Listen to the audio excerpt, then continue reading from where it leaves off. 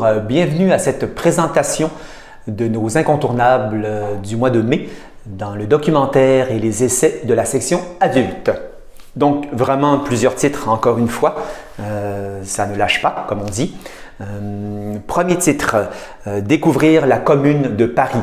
Je parle de ce livre pour deux raisons principales. Nous fêtons actuellement l'anniversaire de la révolution de la Commune de Paris, qui pour certains est la vraie révolution qui a eu lieu au 19e siècle, mais également pour cette petite collection des éditions sociales qui s'appelle Découvrir un auteur, découvrir un thème, un sujet. Là, c'est la Commune de Paris. Donc, beau petit livre à partir de textes également. On y passe en revue les grandes analyses qui a eu lieu sur cette période de l'histoire qui a encore aujourd'hui des répercussions politiques et militantistes, je devrais dire ici. Donc, découvrir la Commune de Paris. Je vous parle de réédition. Je sais, ça a été déjà édité, vous l'avez peut-être, mais ce sont des livres que quand je les vois en salle de montre, je ne peux pas passer à côté et me dire que j'en en parlerai pas. Ici, Pierre Hadot, auteur admirable qui est décédé il y a quelques années, grand philosophe de l'Antiquité et qui a, disons, élaborer, intensifier les recherches sur les exercices spirituels de l'Antiquité. Donc, c'est il a mis sur pied pendant 40-50 ans toute une nouvelle vision, entre guillemets, sur l'Antiquité grecque et romaine, donc plus axée sur la pratique de la philosophie. Et là, son livre, c'est « N'oublie pas de vivre ». Goethe et la tradition des exercices spirituels. Donc, tout le sous-titre indique vraiment la nature de ce livre, le lien que Pierre Hadot fait avec les exercices de l'Antiquité romaine, grecque, au niveau de la philosophie, comment Goethe, donc dans une certaine tradition allemande, a repris pour lui-même ces exercices, mais cette philosophie, cette vue, cette pratique de la philo en Allemagne. Donc, super intéressant. C'est un beau livre, grand public, qu'on lit. Pierre Hadot est un grand vulgarisateur de notions philosophiques, de sujets philosophiques. Il écrit admirablement bien. Et donc, c'est ça, grand public, si on veut en même temps s'initier à cette philosophie antique et bien sûr à Goethe. Là aussi, une autre réédition d'un grand penseur, psychanalyste, philosophe, Erich Fromm, La peur de la liberté, dans la belle collection Les belles lettres, le goût des idées. Un texte fondamental au XXe siècle d'Erich Fromm qui a, outre ses ouvrages en psychologie et psychanalyse, il a réfléchi longuement et profondément et d'une façon inusité, nouvelle, sur qu'est-ce qui fait un être humain. Là, ça tourne autour de la liberté et qui a déjà été thématisée, remarquez bien, au XXe siècle, mais l'homme, s'il est libre, a-t-il peur de cette liberté? Et si oui, qu'est-ce que ça entraîne au niveau tant psychologique, profond, que au niveau existentiel, je dirais, pour l'homme. Erich Fromm, La peur de la liberté. Document, un essai pour un grand public averti, cultivé, parce que c'est un sujet assez précis. Annie Lebrun et jury Armananda. Ceci tuera cela. C'est un titre emprunté à Victor Hugo. Sous-titre « Images, regards et capital ». Annie Lebrun est une essayiste française, je dirais philosophe. Elle analyse depuis plusieurs années déjà à travers ses ouvrages, si vous allez les voir, les autres, toute une pensée, une réflexion sur notre relation moderne, contemporaine, aux images qui sont démultipliées avec la technologie que l'on connaît. Donc, nos relations à l'image, mais aussi comment le capital, donc le politique, le social, le marketing, l'art aussi contemporain, va détourner d'une façon, on devinera, pas toujours convenable pour l'homme, va détourner donc l'image comme telle, sous plusieurs formes naturellement, mais c'est toute une réflexion là-dessus, comment, au niveau de la consommation.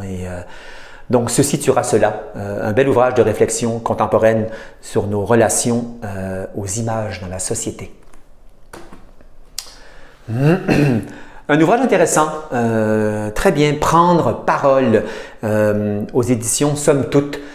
Ici, c'est un travail collaboratif.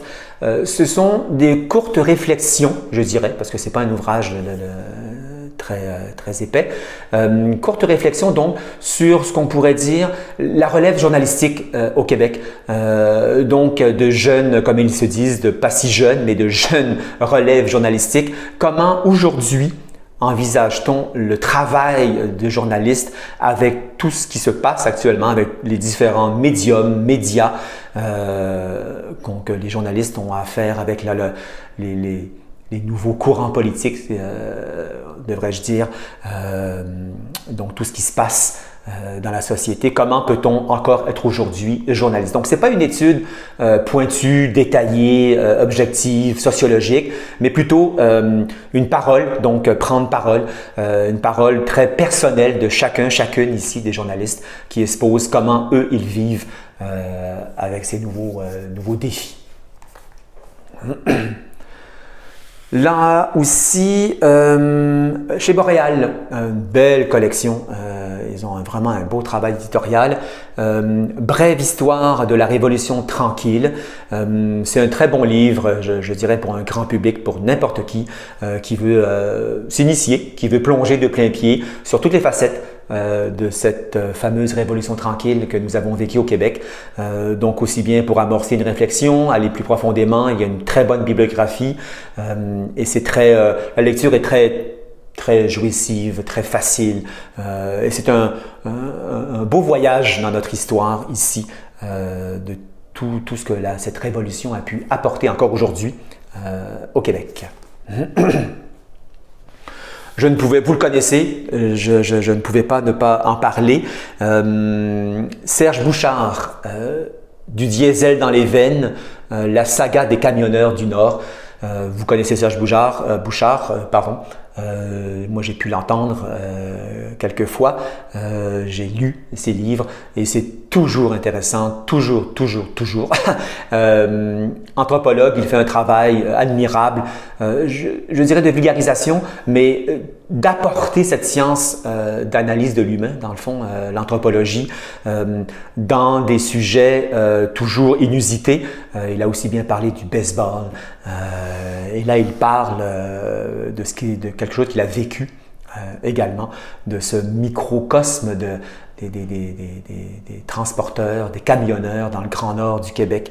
Donc, c'est leur vie, c'est voir à travers eux, d'avoir cette vie, ces voyages, tout ce que ça dégage comme état, j'allais dire. C'est très intéressant. Puis en même temps, ça parle d'une époque peut-être pas révolue, mais qui n'est plus la même, en tout cas, dans un Québec d'une certaine époque. Très intéressant, du début à la fin. Là aussi, ça reprend au Septentrion, belle collection. Aujourd'hui, l'histoire avec. J'en ai pris conscience de cette collection-là. C'est une reprise des éditions radiophoniques qui avaient lieu il y a quelques années à la chaîne de Radio-Canada. Jean-Charles Panton, La politique québécoise, élections, scandales, réformes, 1950 à 1990. Là encore, je le souligne ce mois-ci parce que bel ouvrage pour grand public, s'initier. Moi, j'ai plein de choses que je ne connaissais pas à travers les hommes politiques, à travers, des scandales qui nous apprennent souvent et malheureusement des choses inconnues sur notre politique, les hommes politiques ici québécois. Et donc, c'est vraiment juste agréable de lire ça et ça remet peut-être les pendules à l'heure pour comprendre certains événements aujourd'hui. Donc, très bon livre ici. Alors ça, j'ai vraiment aimé ça parce que c'est très rare d'avoir un ouvrage là-dessus. J'en ai rarement vu. portant uniquement là-dessus. Pensez comme un photographe de rue aux éditions Pyramide. Si vous allez jeter un coup d'œil, vous allez voir Pyramide a une très belle collection de livres sur le design, l'architecture, la photographie. Et là, l'auteur Matt Stewart, c'est vraiment, c'est uniquement sur, et c'est très bien illustré, je vous le montre ici, c'est vraiment voir pour un photographe, pour professionnel ou non, comment être dans la peau d'un photographe qui prend des photos de rue, donc sur le vif, saisir l'occasion. Dans quel état mental? C'est vraiment intéressant parce que jusqu'à un certain point, comme il le dit l'auteur, jusqu'à un certain point, c'est l'apprentissage d'un regard qui peut très bien sortir de la photographie et s'appliquer à la vie quotidienne. Il y a là comme une réflexion sur une nouvelle forme de regard du quotidien, littéralement, puisque c'est une photographe de rue. Donc, très intéressant. Et on n'est pas, je vous le dis, on n'est pas obligé de faire de la photographie pour aimer ce livre.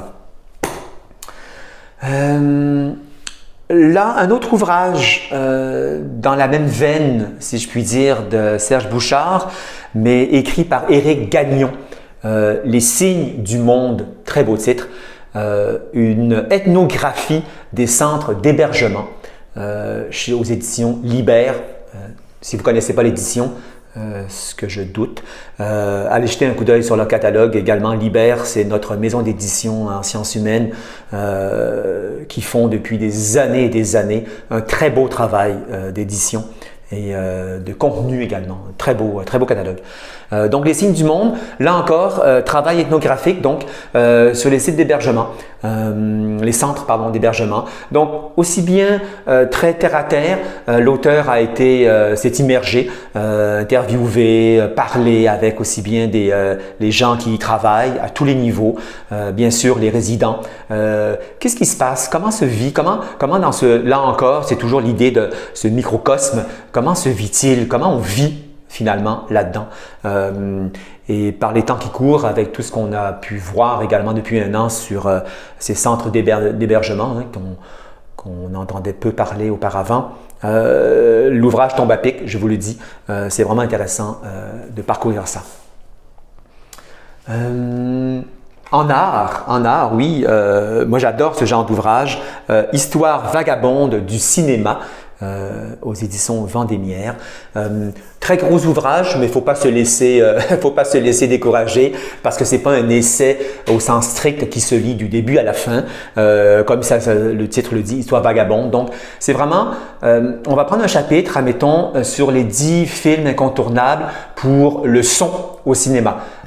Donc, bien sûr, les auteurs vont parler de ces films-là, pourquoi ces films ont été marquants pour le son, pour le cadrage, pour le plan fixe, et donne, c'est ça, quelques films emblématiques de ces concepts au cinéma, dans la réalisation de ces films-là. Donc, c'est vraiment une histoire vagabonde, rien d'un ordre alphabétique, de quoi que ce soit. Donc, ça se lit également de chapitre en chapitre. Vous sautez et c'est une histoire agréable. C'est de voir comment les films ont été réalisés et pourquoi, dans le fond, c'est devenu des classiques et sur des points précis.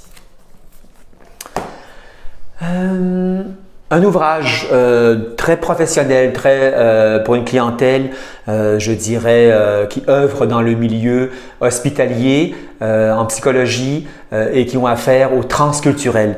J'en parle pour avoir interviewé moi-même il y a longtemps l'auteur Marie-Rose Moreau.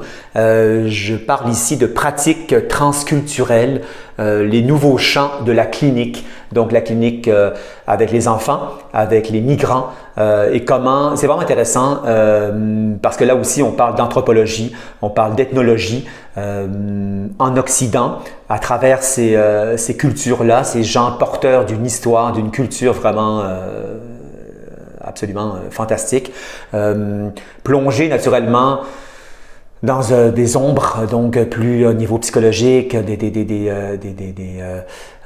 ne parlerai pas de maladie du tout, là, mais de problèmes oui, psychologiques.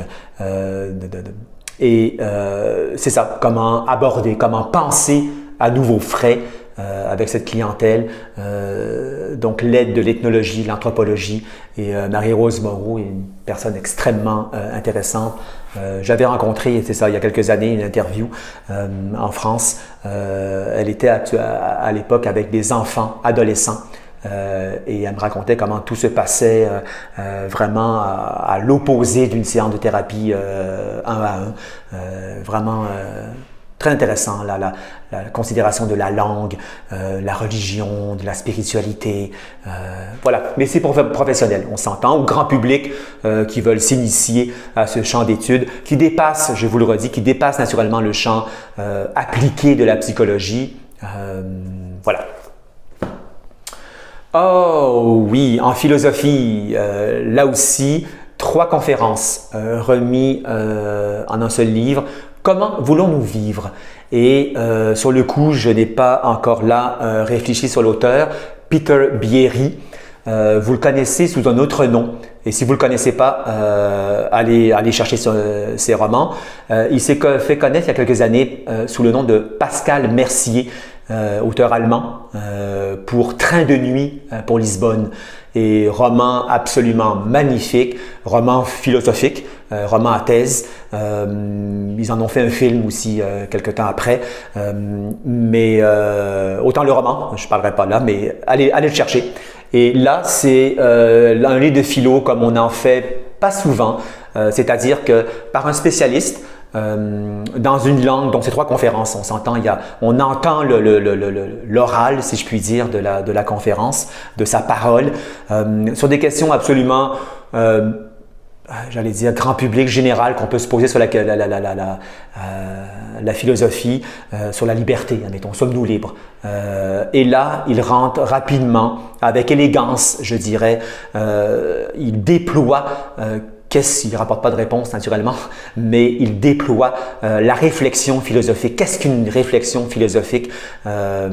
Et c'est magnifique, c'est nourrissant, c'est beau. Comment voulons-nous vivre? Là aussi, une réédition que moi je considère comme un classique, Catherine Malabou, philosophe, Métamorphose de l'intelligence, du QI à l'IA, donc l'intelligence artificielle. Elle résume, c'est un essai quand même solide, je dois dire, résumé dans les grandes lignes, une belle analyse de l'origine de ces fameux tests d'intelligence, le QI, jusqu'à l'intelligence artificielle. Donc on reste dans le concept d'intelligence. Qu'est-ce que c'est? De quoi on parle et l'évolution de ce concept-là. Donc moi j'en parle parce que c'est un ouvrage de fond, de référence que j'appelle, qui vraiment, pour comprendre tous les débats actuels là-dessus, qui est un incontournable pour justement comprendre et se faire une idée juste avec une spécialiste ici. Je le souligne rapidement, nous venons de recevoir le tome 2, 3 au total, je crois, si je ne fais pas d'erreur, le musée Une histoire mondiale, tome 2, l'ancrage européen, 1789-1850. Vraiment intéressant, très bel ouvrage illustré également, une belle facture, c'est Gallimard, la bibliothèque illustrée de l'histoire, donc on ne se trompe pas là-dessus. Donc je voulais juste le signaler pour les gens qui ont acheté le tome 1 ou qui ne l'ont pas encore, c'est vraiment intéressant parce que c'est une analyse assez particulière dans le monde muséal. L'auteur analyse justement, c'est ça, une histoire des musées, du lieu musée, mais mondial. Donc, ce n'est plus simplement l'Europe fermée, en France, en Angleterre, dans les principaux pays où on connaît très bien les musées, mais là, c'est une histoire mondiale. Donc, c'est vraiment intéressant de voir cette conception ici du musée. Je continue avec Marie-Ève Fleury aux presses de l'Université de Montréal. Un essai très intéressant, dense, je vous le dis tout de suite, Affect et pensée autour d'Ingeborg Bachmann, une grande écrivaine, poétesse allemande. Dans les essais littéraires, puisqu'il s'agit d'analyser quand même son œuvre, sa poésie, mais également le titre n'est pas là pour rien, Affect et pensée. Je trouve que c'est également une réflexion philosophique bien menée à travers des textes magnifiques. Si vous ne connaissez pas cet auteur Bachmann, allez jeter un coup d'œil, c'est incontournable, c'est sûr et certain, du 20e siècle. Mais là, c'est une belle réflexion que l'auteur amorce entre l'affect, la pensée, mais au niveau, je dirais, épistémologique, c'est-à-dire la connaissance que l'on peut obtenir à travers l'affect, mais également la pensée, comment les deux vont jouer dans son œuvre. Mais comme je vous disais, la réflexion sort très très souvent de la simple analyse de l'œuvre de cet auteur-là pour nous plonger dans ce tumulte, ce débat où l'affect a toujours été considéré comme de moindre importance que la pensée, la noblesse de la pensée. Donc là, elle vient par son analyse vraiment très belle, très bien écrite. C'est ça, repenser à nouveau frais la relation entre affect et pensée dans nos vies. Ramène une pile, donc je n'ai pas fini. Jean-Marc Ferry, métaphysique au pluriel, le sens commun au défi du réel, aux éditions du Cerf. J'ai trouvé ça très bien, grand public solide, on s'entend. L'auteur va naturellement aborder les métaphysiques. Qu'est-ce que ça veut dire de penser pour le sens commun? Tous les paradoxes que surtout la science contemporaine soulève, mais également dans les sciences mathématiques, politiques. Donc le paradoxe qui vient, si on peut dire, briser cette linéarité de la vie, qui vient comme mettre un gros point d'interrogation, je dirais pas un mur, mais qui vient nous interroger en disant « Oh, là ça passe plus ». Nos théories, nos façons de penser, nos réponses habituelles ne répondent plus, devrais-je dire, à ce paradoxe. Donc au lieu de le tasser, Jean-Marc Ferry, d'une façon agréable, grand public, va les citer et bien sûr voir comment on pourrait profiter de ces paradoxes pour faire émerger peut-être une nouvelle façon de réfléchir et de nous positionner dans nos vies. Donc, Jean-Marc Ferry, métaphysique. Là, toujours en sciences humaines, je trouvais ça très intéressant, la saga du sucre entre douceur et amertume. C'est un livre cartonné, je vous le montre, avec beaucoup d'illustrations. Donc c'est simple, le titre l'indique, la saga du sucre. On va couvrir au niveau mondial avec chiffres, tableaux, illustrations, dans tous les domaines, politiques, économiques bien sûr, mais social, le sucre. Cet or blanc, comme on l'a souvent baptisé, et entre douceur et amertume, puisqu'on sait, tant au niveau de la société qu'au niveau santé, le sucre ne fait pas que des heureux, pourrais-je dire. Mais donc c'est ça, pour un grand public, mais je pense peut-être ici à des enseignants. Donc un ouvrage très pratico-pratique, mais aussi, oui, grand public qui peut voir ce monde le monde du sucre, qui, quand on achète, maintenant en tout cas, quand on achète du sucre, on va savoir toute cette lignée auquel il appartient. Là aussi un ouvrage de fond.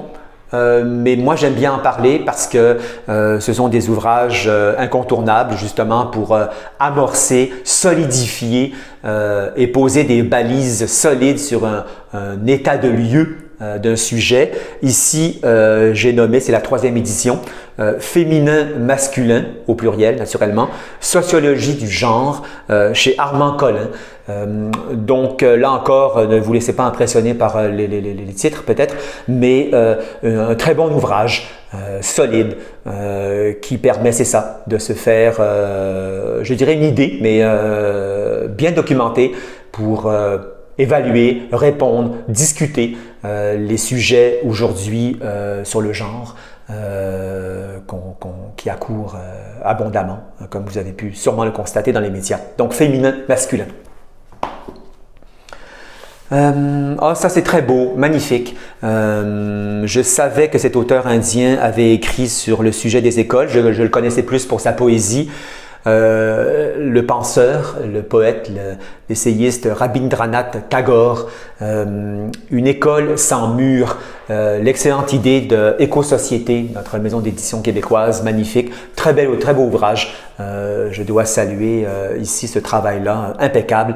Ils ont rassemblé tous les écrits dont Tagore, en tant que penseur, sur l'éducation, a publié durant son vivant dans différentes revues et des livres. Donc c'est vraiment, et c'est préfacé ici de Normand Baillargeon et Chantal Santerre. C'est comme une anthologie préparée et présentée, donc c'est en même temps commenté, des textes sur l'éducation, l'école, donc une pensée fondamentale sur l'éducation. Je dirais à mettre entre toutes les mains, ça c'est sûr et certain.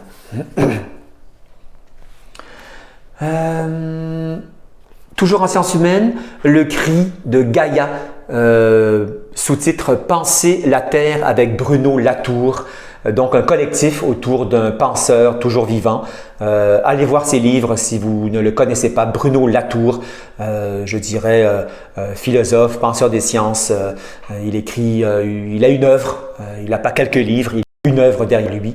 Il continue à écrire. C'est quelqu'un qui il a développé une réflexion, un point de vue, je devrais dire ici, sur les sciences humaines, les sciences, d'une façon vraiment admirable. Et là, on parle ici naturellement de l'écologie, de notre relation à la Terre à travers la pensée de Bruno Latour. Très bon livre. Là encore, pour aborder d'un autre point de vue toutes les questions écologiques, mêlées de sociologie et de politique, mais également peut-être d'un côté plus existentiel, notre place à nous sur cette terre-là. Je sais qu'il en paraît souvent, peut-être, mais là, je l'ai lu et c'est très bien fait, j'adore. Danser au milieu du chaos, Kangyo Tanye, une nonne bouddhiste, qui est nonne bouddhiste, et sa réflexion, encore là, grand public, à partir de sa pratique du zen, de sa philosophie, des grands courants, mais c'est ça, des pensées, des écrits du zen, mais aussi, ce que moi j'adore, ancré dans sa pratique quotidienne, très humaine, je dois le dire. Ce n'est pas là des écrits d'un moine qui est décollé de la réalité. Donc au quotidien, c'est quelque chose qui, je dirais, un bréviaire que vous pouvez lire, là encore, de chapitre en chapitre, peu importe. Ça fait du bien, c'est ressourçant. Et il y a quelque chose de vrai qui se dégage de ça. C'est vraiment, de cette parole de femme, c'est vraiment très intéressant. Ah oui, ici, les alternatives, ça c'est pour tout le monde, très intéressant. Écologie, économie sociale et solidaire, l'avenir du livre. Donc il y a des Québécois qui sont là-dedans aussi. Et ça fait l'objet d'un forum de réflexion sur le livre est au milieu et avec les bouleversements naturellement écologiques que l'on connaît, on réfléchit sur l'avenir du livre. Donc aussi bien l'édition, l'éditeur, la distribution, les libraires, tous ces gens qui ont affaire à cet objet livre fait de papier principalement. Donc c'est en réfléchissant sur l'objet actuel, on réfléchit également sur un futur du livre. Très intéressant sur ce sujet-là. Aurélien Robert chez Fayard Histoire, Épicure aux enfers, hérésie, athéisme et hédonisme au Moyen Âge. J'en parle parce que c'est un ouvrage très intéressant, là encore, qui fait peut-être une certaine navette entre l'épicurisme, donc cette grande école philosophique dans l'Antiquité, et un retour ici Moyen-Âge, Renaissance, comment Épicure a été très tôt condamné, puisque par la philosophie épicurienne, on l'accusait d'hérésie. Donc c'est toute une étude de ce climat au Moyen Âge, de l'athéisme naturellement, donc encore là une étude de ce climat, et de l'hédonisme, donc de l'homme, la relation au plaisir, avec un grand P, si je puis dire. Donc, c'est vraiment un va-et-vient, très intelligent, très beau. C'est ce que moi, je note comme un ouvrage grand public également, là, avec une foule d'informations naturellement. Mais ce qui est intéressant, c'est que vous brossez très large, c'est des siècles, vous traversez des siècles de pensée, d'influence, parce que naturellement, l'épicurisme va être pris également dans la construction de la philosophie au Moyen-Âge, donc tout ne sera pas rejeté, c'est voir cette relation haine-amour, si je puis dire, avec l'épicurisme. Ah oui, nous parlions de paradoxe tantôt, là aussi, petit poche, Étienne Klein, si vous ne connaissez pas ce scientifique, il a écrit beaucoup d'ouvrages, vulgarisation sur la physique contemporaine. Je peux vous dire que tous ces livres, je n'ai pas tout lu, mais tous ces livres sont des incontournables d'après moi à ce niveau de vulgarisation de la science contemporaine, une science qui des fois peut être assez hermétique sur la physique quantique, les dernières découvertes. Là, c'est un petit livre, Conversation avec le Sphinx, les paradoxes en physique. Là encore, un peu comme je parlais plus tôt dans le livre de Ferry, Étienne Klein va montrer peut-être d'une façon plus serrée dans le champ de la physique, ces paradoxes qui viennent nous interpeller, même si c'est dans des champs extrêmement spécialisés, mais il a ce don de faire ressurgir ces paradoxes dans notre quotidien, si je puis dire, et qu'est-ce que ça vient bouleverser dans nos conceptions du temps, de l'espace, nos relations aux objets, et ainsi de suite. Vraiment intéressant.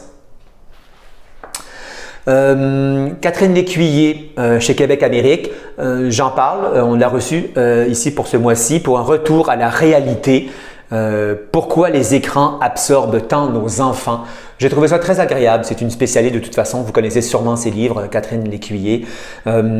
Donc, c'est un tour de la question, un peu comme le sous-titre le dit, mais pourquoi nos enfants sont si attirés comme des aimants vers les écrans de toutes sortes et nos relations. Et bien sûr, pas nécessairement une prise de position dans ce livre, mais des pistes solides de réflexion, nos rapports en tant qu'adultes et enfants avec nos enfants sur les écrans, sur le rapport aux images également dans nos vies quotidiennes.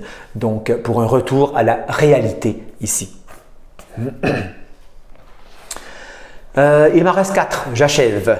Annette Wiewerka, Mes années chinoises, dans la section biographie récit, chez Stock, dans la collection Puissance des femmes. Annette Wiewerka, c'est une grande historienne.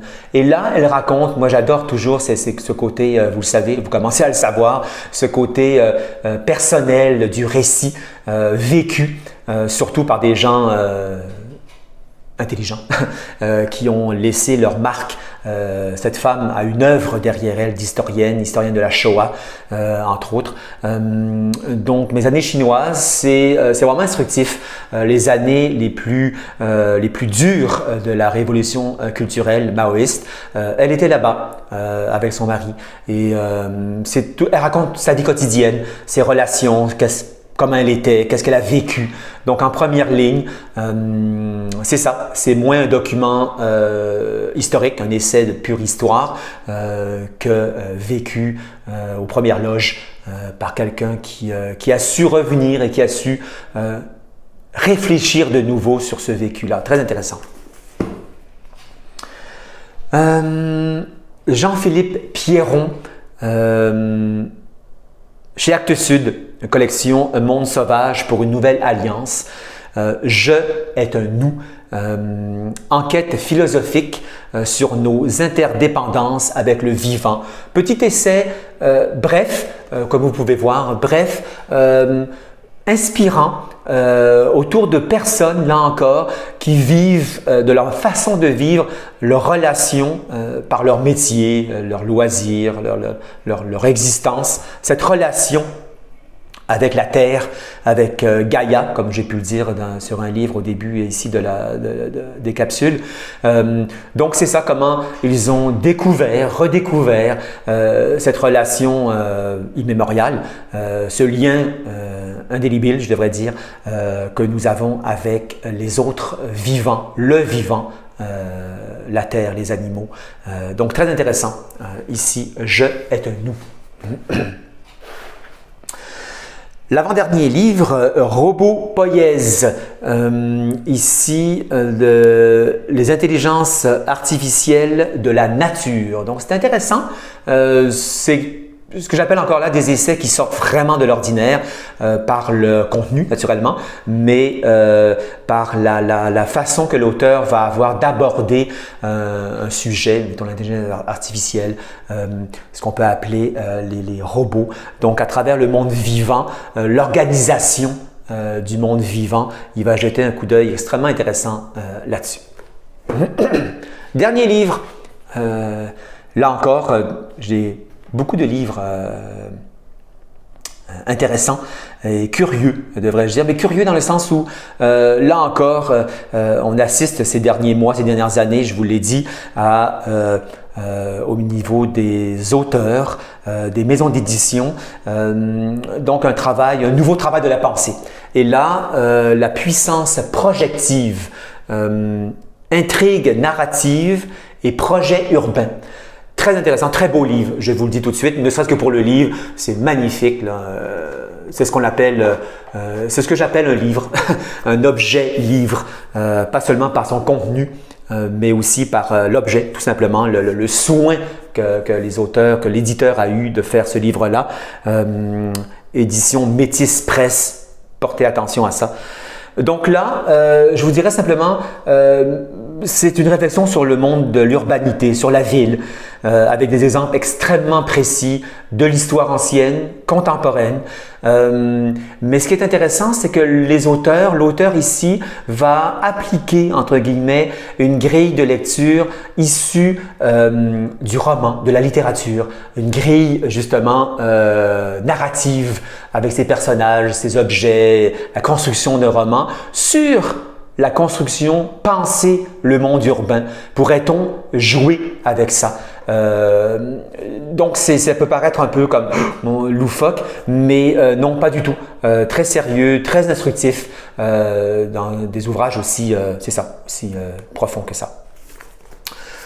Je pensais avoir fini, mais je n'ai pas fini. Je viens ici rapidement vous parler de quelques livres que j'ai parlé, que vous pourrez écouter dans la liste d'incontournables documentaires secondaires, mais que je tiens à vous parler ici au niveau adulte.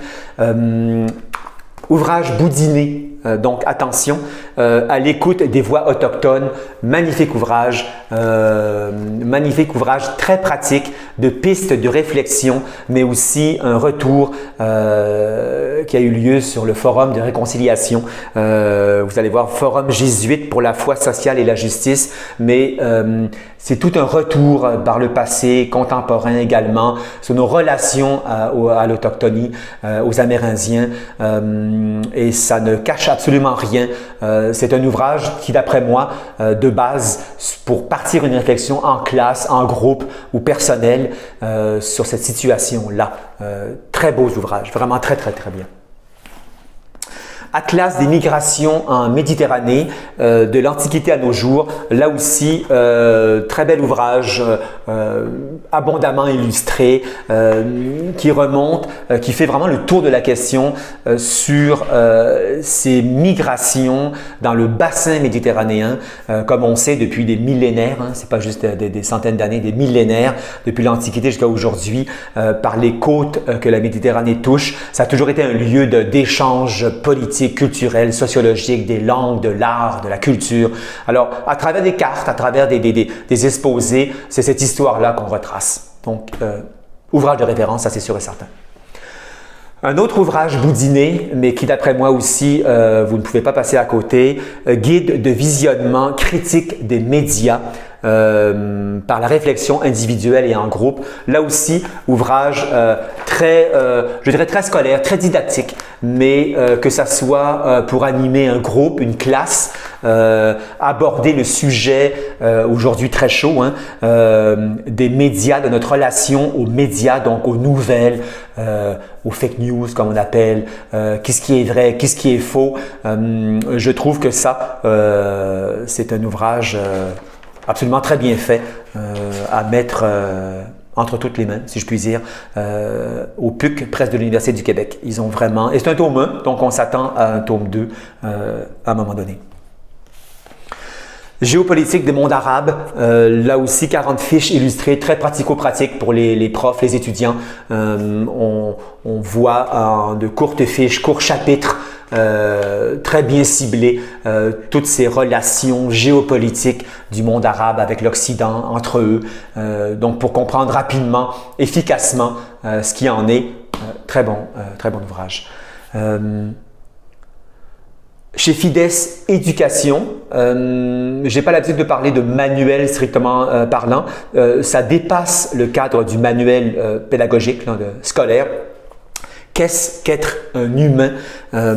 Donc oui, ça a une formule très pédagogique, mais que j'appelle aussi pour une facture de grand public qui pose des questions contemporaines sur le fait, la question, qu'est-ce qu'être un humain aujourd'hui. Donc, ça recroise bien sûr la philosophie, la pensée philosophique, mais également sociologique, anthropologique, ethnologique sur cette question fondamentale. Dernier livre, et c'est vrai, Vivre la Corée, Gallimard Voyage. Là encore, moi j'adore ces livres-là. La Corée, je dois spécifier la Corée du Sud, donc très bien illustré pour le grand public, mais je pense aussi aux écoles. On aborde la vie de la Corée sous tous ces angles, bien sûr la partie historique, mais au niveau de la nourriture, l'habillement, l'architecture, l'art, le cinéma, vraiment intéressant à parcourir. Là, c'est vrai, il n'y en a plus. Donc, merci beaucoup.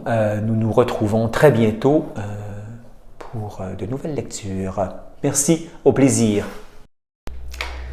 Bonjour, mon nom est Patricia. Je travaille du côté des sciences humaines adultes à la librairie Monet et c'est moi qui vais vous présenter pour le mois de mai nos incontournables en documentaire essai adulte.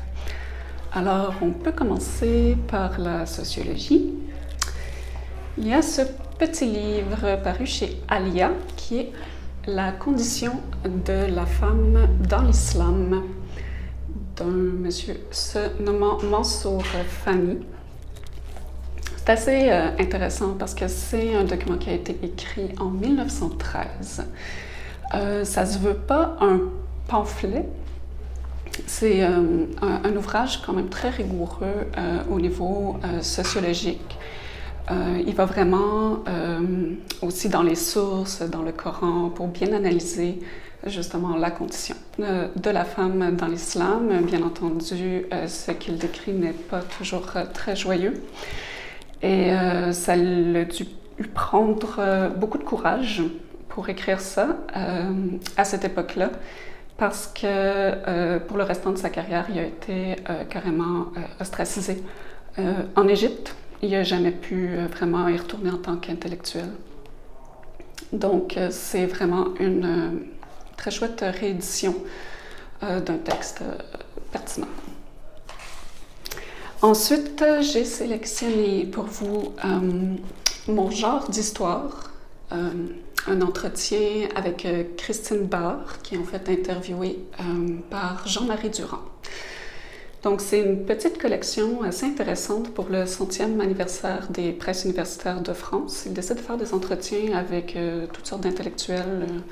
Donc, c'est une collection qu'on peut surveiller cette année.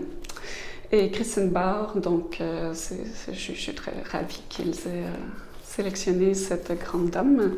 Donc, une historienne féministe.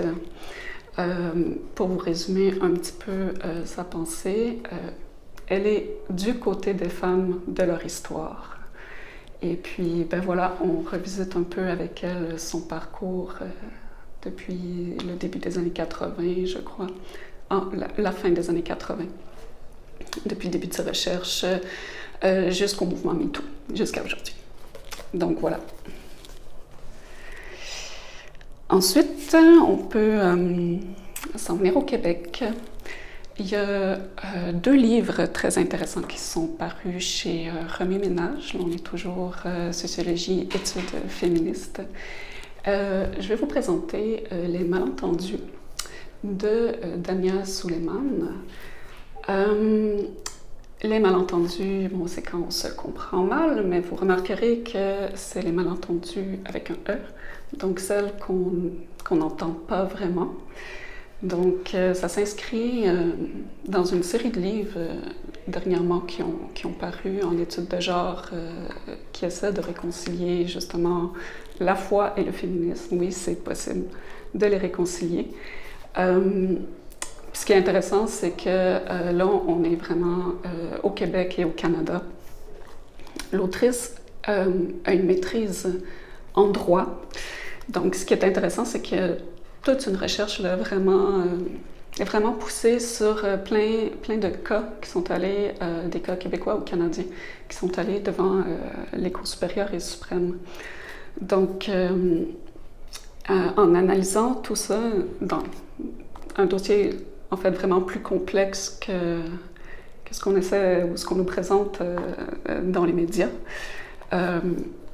elle apporte des pistes de réponse ou de solutions beaucoup plus nuancées sur le fait que oui, la loi est capable de faire la part des choses en ce qui a trait aux droits des femmes et au droit à la liberté de religion. Donc voilà, Foi et féminisme des droits réconciliables, les malentendus. Je crois que c'est un ouvrage très important dans l'actualité québécoise-canadienne. Un autre livre chez Remue Ménage, toujours, c'est donc Libérer la culotte de Geneviève Morin et Nathalie Anne Roy. C'est le 2e opus d'une série assez prometteuse de ces 2 autrices.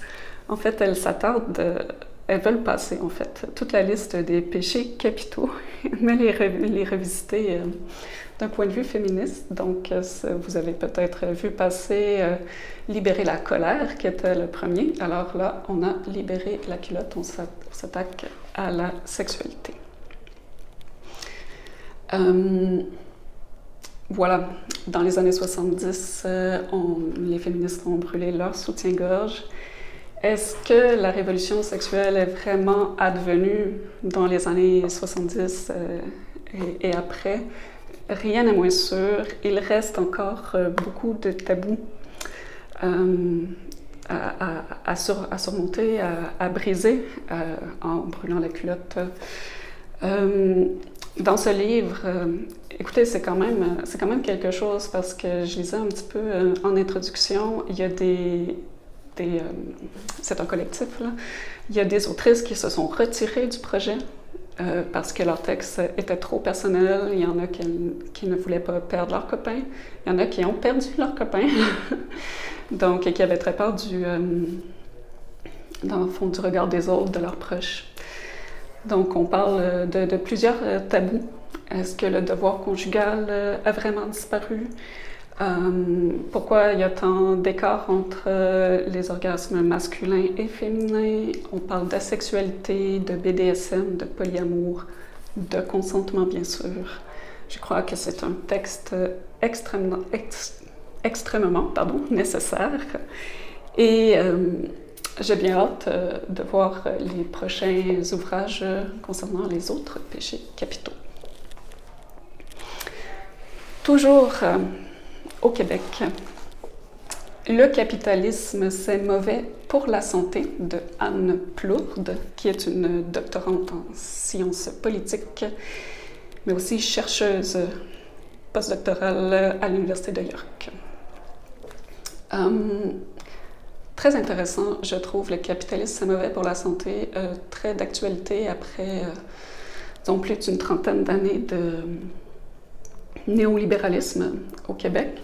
Ce qui est fun, c'est qu'elle fait un petit historique En fait, elle nous parle d'abord du concept, la conception capitaliste de la santé, qui comprend le bon docteur, l'hôpital, assurément, et une conception un peu plus socialiste qui s'articule autour des CLSC. Elle parle beaucoup des CLSC, de leur création dans les années 60-70.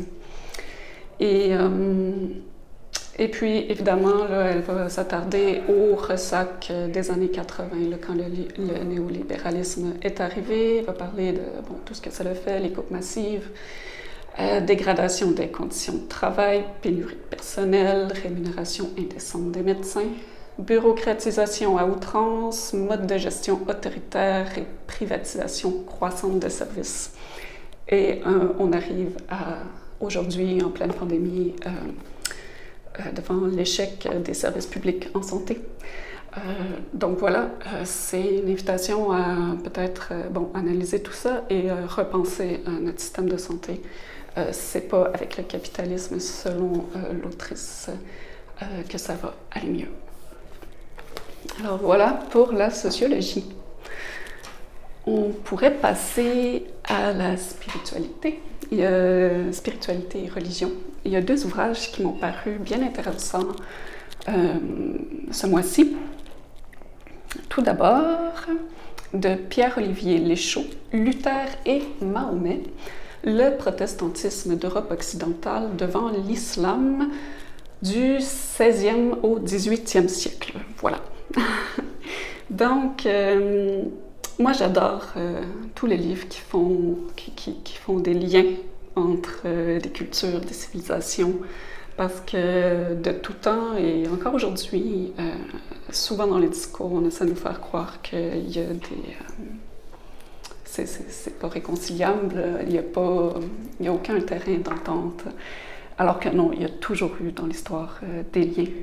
Et puis là, dans le fond, l'auteur, à partir de différentes sources, différents exemples à travers ces siècles-là, va nous démontrer que les protestants, à partir de Luther, dans le fond, vont avoir vraiment une fascination, une grande admiration pour l'islam. Donc, et voilà, pour le Coran aussi, pour tout ce qui est de la poétique islamique. Donc, voilà, je trouve que c'est un livre très intéressant à lire. Surtout, c'est ça, de nos jours, que les tensions sont un peu partout dans les discours.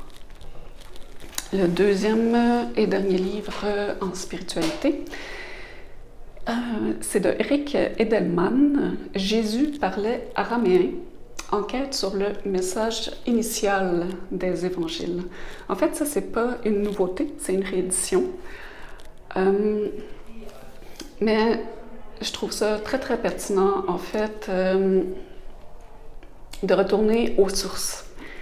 Il va chercher, l'auteur, Edelman, il va chercher en particulier un texte qui est la Peshitta, qui est un évangile écrit en araméen. Donc, un des évangiles les plus proches de l'époque même de Jésus, qui est encore utilisé dans les églises de Syrie, d'Irak et du Liban. Donc, c'est intéressant parce qu'on n'a pas à passer par de multiples traductions. On retourne vraiment à la source. Et ce qui semble ressortir de tout ça, c'est un message qui serait beaucoup plus spirituel et philosophique, qui viserait directement une transformation intérieure de notre être. Donc voilà, on retourne aux sources avec ce livre. Maintenant, ce n'est pas fini. J'ai une petite pile de livres d'histoire qui ont l'air vraiment, vraiment intéressants et pertinents. Je commence avec l'Afrique subsaharienne, un continent d'histoire. Il s'agit d'un collectif. Donc, vraiment, c'est drôle, ça commence comme ça, la 4e de couverture, et c'est vrai, il y a un président français qu'on ne nommera pas ici, qui a effectivement dit quelque chose comme « l'homme africain, l'Afrique n'est pas assez entrée dans l'histoire.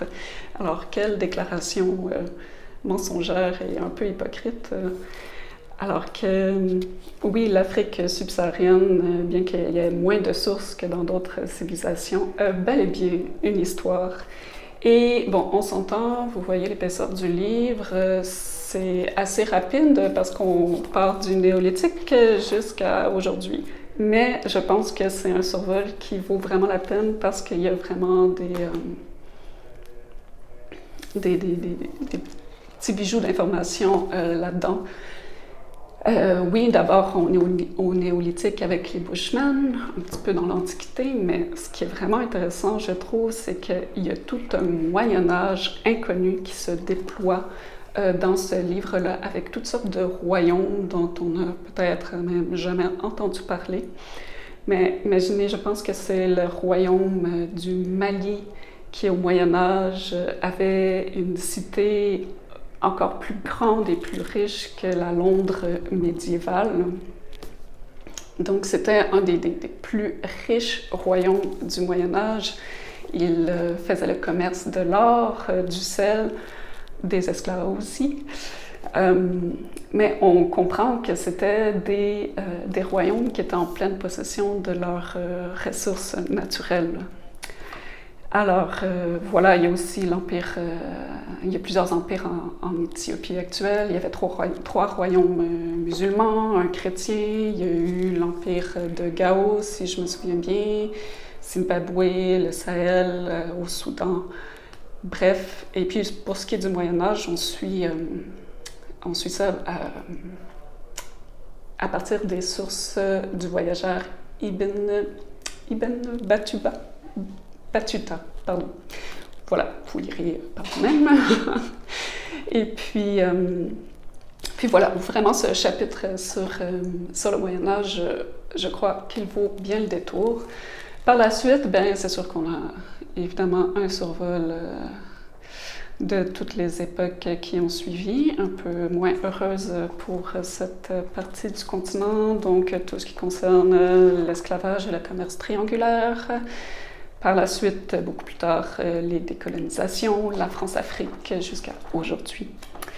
Voilà, c'est intéressant, un ouvrage quand même accessible, pas trop ardu et qui fait un excellent survol de l'histoire de ce continent. Par la suite, on a l'Empire assyrien, histoire d'une grande civilisation de l'Antiquité, effectivement, de Josette Elahi, une grande historienne de l'Antiquité, spécialiste des civilisations antiques. Et effectivement, je trouve ça très intéressant. Il a vraiment attiré mon attention parce que, bon, pour beaucoup, l'Antiquité, on parle un petit peu de Mésopotamie, Égypte, Grèce, Rome par la suite, mais chez les Assyriens, en fait, on découvre qu'il s'agit du premier empire connu à ce jour. Et, écoutez, ça allait de l'Iran jusqu'à l'Égypte, ça allait du plateau désertique syrien, anatolien, jusqu'au sud de la Mésopotamie. Et je pense que pendant longtemps, ils n'ont pas eu très bonne réputation, les Assyriens, parce que, premièrement, la Bible n'en parlait pas de manière très élogieuse. Ils n'avaient pas de culture, ils étaient très féroces, mais on peut peut-être pardonner à ces écrits juifs de les avoir décrits comme ça, puisque, effectivement, ils sont responsables de la destruction du royaume d'Israël. Également de Babylone, qui était une de leurs ennemis. Mais voilà, par contre, on peut découvrir avec ce livre qu'il n'en est rien et qu'effectivement, ils ont été les premiers à tout fédérer. Bien sûr, avant, il y a eu les Sumériens avec leur cité-État, mais c'est vraiment la première conception là, d'un empire et avec beaucoup de réformes sociales, religieuses, culturelles. Il y a eu les premières bibliothèques. Donc voilà, je pense que c'est un livre quand même bien accessible, pas trop ardu. qui nous fait découvrir vraiment une partie de l'histoire qui a été un peu dans l'ombre jusqu'ici. Très bien, alors on peut rester dans l'Antiquité. C'est un autre livre pour lequel je suis vraiment enthousiaste. Ça s'appelle « Le bateau de Palmyre, quand les mondes anciens se rencontraient » du 6e siècle avant Jésus-Christ au 6e siècle après Jésus-Christ. C'est écrit par Maurice Sartre. Donc, un spécialiste de l'Antiquité, lui aussi, effectivement. Alors, ce qui est intéressant, c'est que souvent, les spécialistes de l'Antiquité sont vraiment cantonnés dans leur sujet, puis on peut les comprendre. On n'est pas pour apprendre non plus une quinzaine de langues mortes pour se mettre à comparer les différentes civilisations entre elles. Mais donc, c'est ça ce qui est intéressant avec cet ouvrage-là, c'est qu'il essaie de faire des liens entre les différentes civilisations qui ont existé dans l'Antiquité. Et c'est ça, comme je le disais un petit peu plus tôt, moi j'adore les livres qui nous démontrent que dans l'histoire, il y a eu des échanges, il y a eu des liens beaucoup plus que l'on pense. On peut pratiquement parler d'une première mondialisation du monde connu à cette époque-là. C'est certain qu'il n'y avait aucune conscience de l'Amérique, de l'Océanie. Mais il y a eu beaucoup, beaucoup plus d'échanges et de déplacements dans l'Antiquité que ce qu'on imaginait précédemment. Donc, juste le titre est assez intéressant. Le bateau de Palmyre, je ne sais pas si vous avez Palmyre en tête, mais c'est un oasis au milieu du désert syrien. Donc, il n'y a pas de bateau à Palmyre, mais il y a vraiment une inscription. On a une source qui parle d'un Palmyrien qui possédait un bateau. Donc, il quittait Palmyre pour aller naviguer, disons, sur l'océan Indien. Donc, c'était vraiment un point de rencontre, un point de passage Palmyre entre l'Afrique, l'Asie et l'Europe. Donc, le livre est vraiment divisé en 5 parties. D'abord, on s'attarde toujours à partir d'une source historique. On s'attarde au monde méditerranéen. Ensuite, on va voir en Europe du Nord. Ensuite, on s'en va en Libye. En fait, la Libye, c'était le nom qu'Hérodote, je crois, donnait pour désigner l'Afrique tout entière, de ce qu'il en connaissait. Ensuite, on s'en va plus du côté de l'Inde et on finit avec la Chine. Donc, c'est vraiment fascinant parce qu'on se rend compte qu'il y a des traces d'Indiens de l'Inde au Danemark, qu'il y a des Chinois, des ambassades chinoises qui sont venues dans l'Empire romain. On soupçonne même qu'il y a eu une première circumnavigation autour de l'Afrique. Donc, vraiment, c'est un livre très, très riche. Donc, c'est ça, pour nous montrer qu'en termes de mondialisation, c'est sûr que c'est très différent aujourd'hui, mais je pense qu'on peut un peu comparer avec ce que les gens ont pu vivre dans l'Antiquité. Il y a eu beaucoup, beaucoup plus de rencontres qu'on peut le croire. Voilà, et je termine avec tout un incontournable. Je pense qu'on ne peut se passer de ce fabuleux livre. Georges Dumézil, il est un incontournable. Alors, c'est un magnifique document, c'est paru chez Quarto Gallimard. Georges Dumézil, c'est vraiment, vraiment une référence. Cet homme était philologue, anthropologue, historien des religions. Il s'est intéressé à tout le monde indo-européen, à tous ses niveaux. Donc, c'est lui qui a un peu mis à jour, décortiqué la trifonction indo-européenne Donc, vraiment, pour tous ceux qui s'intéressent un tant soit peu aux mythes comparés, aux religions comparées, comparer différentes sociétés, aux langues comparées également, je pense que c'est vraiment un ouvrage de référence que l'on doit avoir. Alors, je termine avec ça. J'espère que ma présentation vous a inspiré et je vous dis au mois prochain pour d'autres incontournables en documentaire essai adulte. Merci.